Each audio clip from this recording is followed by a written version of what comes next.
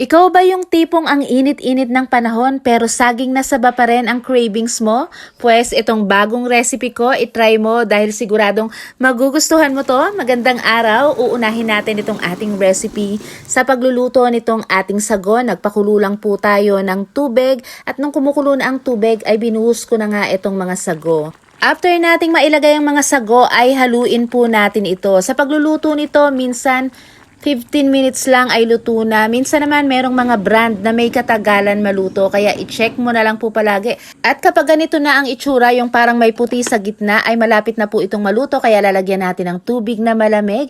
Takpan natin at hayain nating nakababad pero aalisin na po natin yan sa apoy ha. Then after 30 minutes, ganito na, fully cooked na talaga. At dito nga po sa ating saging na saba ay babalatan lang natin to at ilalaga po natin ng wala ng balat para po mas mabilis itong maluto.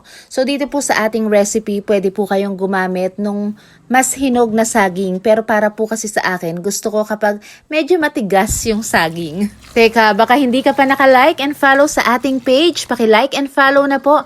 Pakipusuan na rin itong ating recipe today at lulutuin nga natin itong ating mga saging.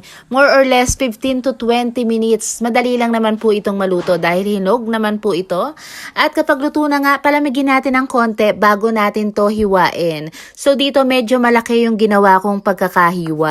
Nung nagawa ko na, tsaka ko lang na-realize na dapat pala mas niliitan ko para mas lalong malasa dito sa ating gagawin na desserts. So kapag putinray nyo to, liitan nyo na lang po ng konti.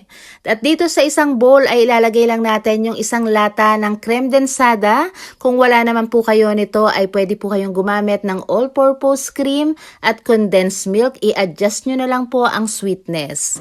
So simutin natin dahil sayang naman yan. Ilagay na natin yung ating mga hiniwang saging. Ito yung sago na gagamitin ko, kalahati lang po. Meron pang natirang kalahati dun sa aking niluto.